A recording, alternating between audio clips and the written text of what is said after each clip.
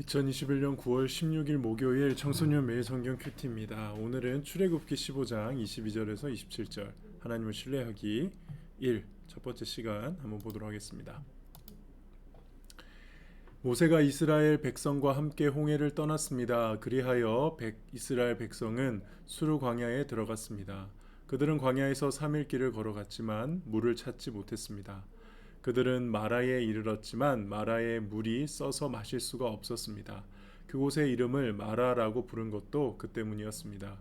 백성들이 모세에게 불평을 늘어놓았습니다. 그들은 우리가 무엇을 마셔야 한단 말이오 하고 따졌습니다. 모세가 여호와께 부르짖었습니다. 그러자 여호와께서 모세에게 어떤 나무를 보여주셨습니다. 모세가 그 나무를 물에 던지니 물이 단물로 변했습니다. 여호와께서 그곳에서 이스라엘 백성에게 규례와 율법을 주시고 백성들을 시험하셨습니다.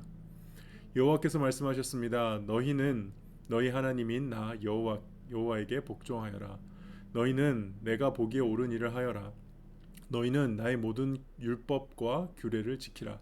그렇게 하기만 하면 내가 이집트 사람에게 보냈던 것과 같은 질병을 너희에게는 보내지 않을 것이다. 나는 여호와이다. 너희를 치료하는 여호와이다. 그 후에 이스라엘 백성은 엘림으로 갔습니다. 엘림에는 우물이 12곳에 있고 종려나무 70그루가 있었습니다. 그래서 이스라엘 백성은 그곳에 물가에 천막을 쳤습니다. 22절 23절에 보면은 이제 홍해를 떠났죠. 홍해를 떠났다는 것은 이제 홍해에서 있었던 놀라운 기적, 하나님의 구원의 기적을 경험하고 하나님을 찬양하면서 즐겁게 이제 광야로 왔습니다. 근데 광야에 왔는데 마라에 도착했어요. 마라가 뭐냐?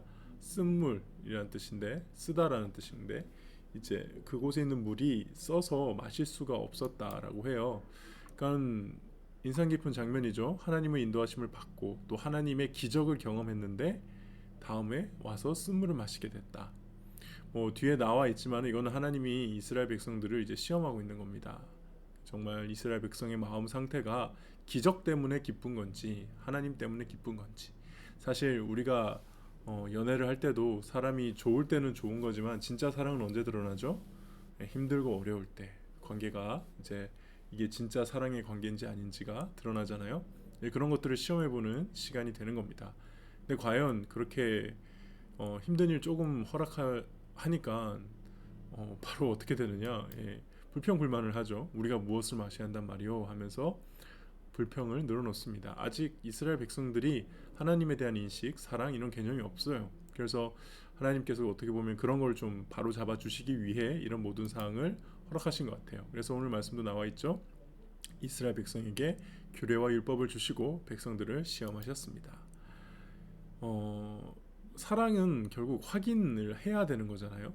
이 사람을 그냥 덮어놓고 사랑할 수는 없는 거고, 우리가 뭐 결혼할 때도 마찬가지 아니겠습니까? 이 사람이 정말 날 사랑하는지를 어떤 확인하는 과정이 필요하잖아요. 그런 것처럼 하나님의 시험은 창조주이시고 절대자이신 하나님이 당신의 백성들을 이렇게 시험한다는 것은 사랑을 확인하시는 겁니다.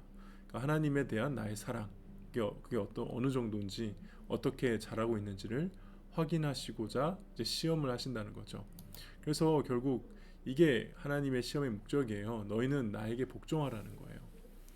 복종이라는 단어가 좀 기분이 나쁠 수 있겠지만은, 네, 우리가 하나님의 피조물이라는 걸 생각하면은 어떻게 보면 당연한 거고, 다른 말로 우리가 하나님에 대한 사랑을 표현하는 방법이 복종이고 순종이에요. 우리가 그냥 내가 사랑하는 사람이 생겨도 그 사람에게 순종하게 되잖아요. 복종하게 되고, 자발적 복종이라 그러죠. 그 사람이 무슨 말을 하면은 내가 그대로 행동하잖아요.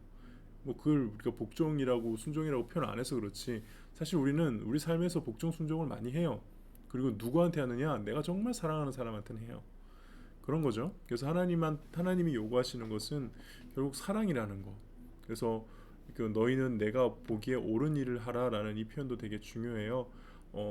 내가 보기에 옳은 일, 하나님의 시각으로 그것들을 바라보고, 사랑하게 되면 그 사람의 생각과 그 사람의 기준과 그 사람의 관념이 내 거 되잖아요. 그런 것처럼 나의 모든 율례와 율법과 규례를 지키라라고 얘기를 한다는 겁니다. 사랑을 강조하는 것이죠. 그래서 사랑은 서로 복종하는 것이고, 사랑은 상대가 보기에 옳은 것을 하는 것이고, 사랑은 또 치료하는 것입니다. 하나님 우리한테 뭘 해주시냐? 너희를 치료하겠다.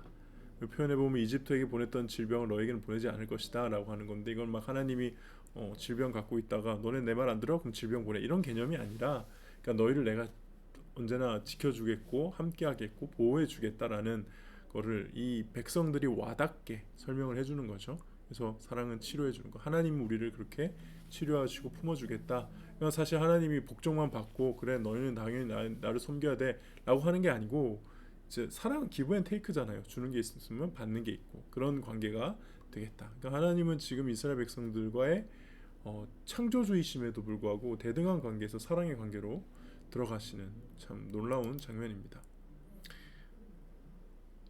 하나님이 오늘 묵상 포인트는 이래요. 하나님이 나의 사랑을 지금 확인하신다면은 나는 그 사랑에 괜찮을 겁니까? 그 사랑 하신다면은 나는 그 사랑을 보여드릴 수 있는가?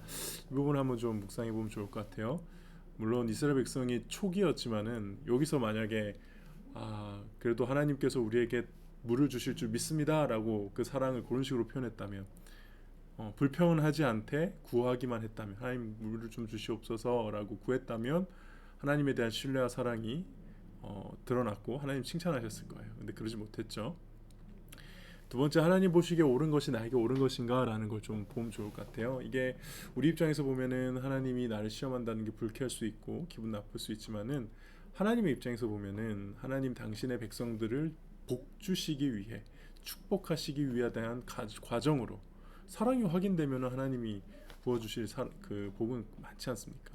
그런 과정이라는 것을 생각하고 하나님 보시기에 옳은 것을 나의 옳은 것으로 좀 여길 수 있는 우리가 되기를 바랍니다. 기도하겠습니다. 하나님, 오늘도 말씀을 통해 하나님과 내가 깊은 사랑의 관계가 있는지를 다시 한번 점검해보고 돌아볼 수 있게 하시니 감사합니다. 그렇습니다, 주님.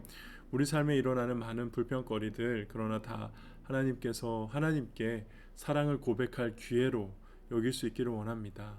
하나님, 이런 상황 가운데서도 하나님을 향한 사랑, 신뢰는 멈출 수 없습니다.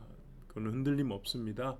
하나님, 나를 도와주시옵소서라고 멋있게 하나님에 대한 사랑을 드러내는 우리 사랑하는 모든 고등부지체들 될 수 있게 하여 주시옵소서. 감사드리며 예수님의 이름으로 기도합니다. 아멘. 우리 친구도 오늘 하루도 주님 안에서 승리하기를 바랍니다. 안녕.